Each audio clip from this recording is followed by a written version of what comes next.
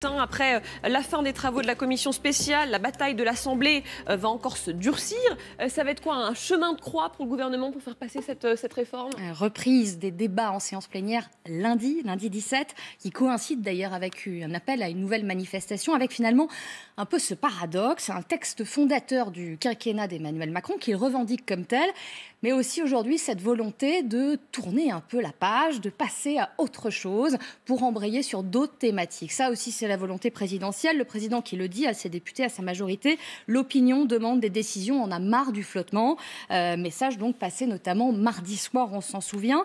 Les travaux en commission spéciale n'ont pas pu aller à leur terme, avec notamment ces 22 000 amendements. Il en restait 14 000. Il en restait 14 000, c'était impossible à tenir. Et d'ailleurs, c'est à noter, c'est la première fois depuis la réforme constitutionnelle de 2008 qu'une commission n'arrive pas au bout de ses travaux d'un texte avant son arrivée dans l'hémicycle. C'est donc une course contre la montre là qui va s'enclencher. Alors, est-ce que c'est plus facile de réguler l'inflation d'amendements en séance qu'en commission? C'est ça aussi la question qu'on va se poser ces prochains jours. Alors un peu plus, parce que d'ailleurs, il faut le noter, dans l'hémicycle, on va avoir encore énormément, des milliers d'amendements qui vont revenir. Mais ça peut aller plus vite parce que on peut demander, notamment à la majorité, d'aller plus vite et de prendre moins la parole, au risque peut-être là de froisser aussi des députés La République En Marche que l'on parfois taxe d'être godillots, de trop finalement fermer la bouche et de pas trop assez prendre la parole. Ouais. Il va falloir ménager tout ça. Mais certains ministres s'inquiètent aussi parce que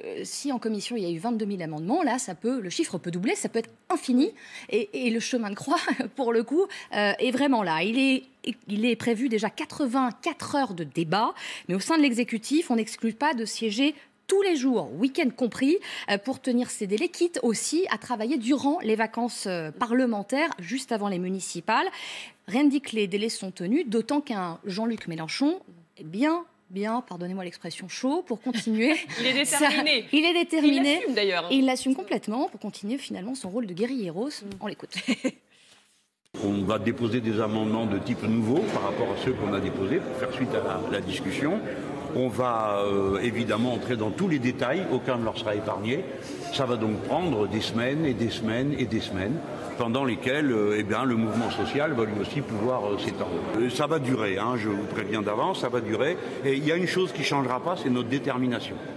À détermination à aller jusqu'au bout. On sent qu'il prend finalement un malin plaisir et ils veulent absolument que ça dure, quitte à ce que... obstruer au maximum exactement. Les débats. Les oppositions qui vont donc utiliser toutes les cartes qu'elles ont en main pour marquer justement leur opposition. Ouais, bien au-delà d'ailleurs de ces amendements.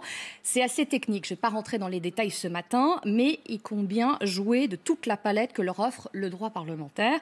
Le Parti socialiste notamment entend exercer son droit de tirage et demander une commission d'enquête sur la sincérité de l'étude d'impact accompagnant le projet de loi. Ça, c'est une première arme. Les différents partis de gauche aussi qui sont prêts à dégainer l'arme de la motion de censure et d'une motion référendaire. Là aussi, on va prendre son temps, on va... au lieu d'accélérer le calendrier, surtout pas, il faut tout ralentir. Ouais. L'exécutif aussi, qui garde en réserve l'arme du recours au 49.3. Et oui, cette ombre-là, elle plane. Cette ombre-là plane, même si on le sait, cette option n'est pas du tout privilégiée par l'exécutif. Emmanuel Macron en tête, Édouard Philippe également. C'est le bazooka institutionnel, le 49.3, passage en force absolue. Et aux yeux de l'opinion, ça pourrait faire des dégâts. C'est en tout cas la politique et la prophétie aujourd'hui de l'exécutif. Mais effectivement, ils disent tous dans le gouvernement que ce n'est pas l'option envisagée, mais on sent quand même par ailleurs que la porte n'est pas tout à fait fermée. On se laisse cette porte de sortie. On suivra ça attentivement.